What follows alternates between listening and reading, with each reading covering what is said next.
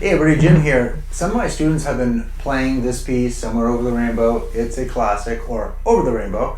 And I wanted to share this arrangement I created because it's super easy. If you're a newer learner, you're going to have a hard time moving from different octaves. So I'm going to play this one for you and then talk about some learning steps you can do. We're in the key of C.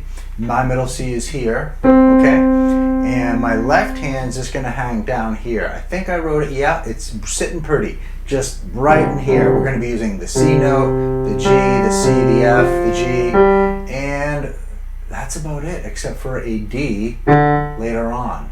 However, as we do in music, putting everything together is sometimes a bit trickier. So if you take your time with your learning strategies, that can help you, but also get used to how your hand is moving with the melody.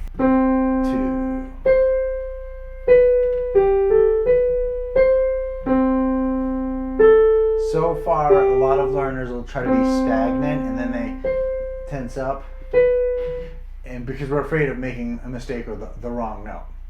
Alright, so I'm going to go ahead and play through it, and then I'll refresh the roadmap just in case if you're new to what DC Alfine means. And if there's enough interest, I can put this on a site that I use. Because it's copyrighted, I have to sell it through a site so I don't get a penalty or anything like that.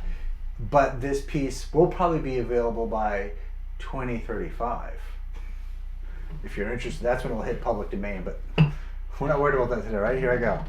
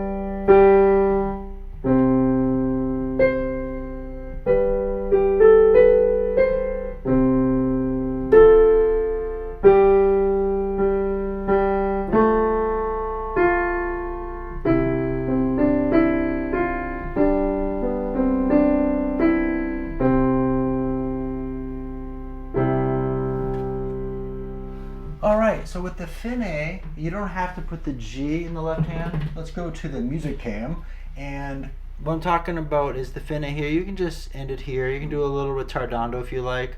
How I've set up this arrangement is we play through the A section, then we repeat it, and then the B section. We go all the way down to the DC, which is da capo. Go back to the head, so it's right here, and then you go to Fine. What I wanted to bring up here, there's a few different ways to finger. This one, it's not too fast. I have a 3/4 there because who doesn't like getting that workout in? So we want to get that, so we can get to the A right away. You could play it as a 4/5 finger, but it could get a little sloppy because you're just doing a lot of repeating. Either way is fine. A lot of piano teachers will say do what you're comfortable with. I say always take a benefit when you can get this finger to work.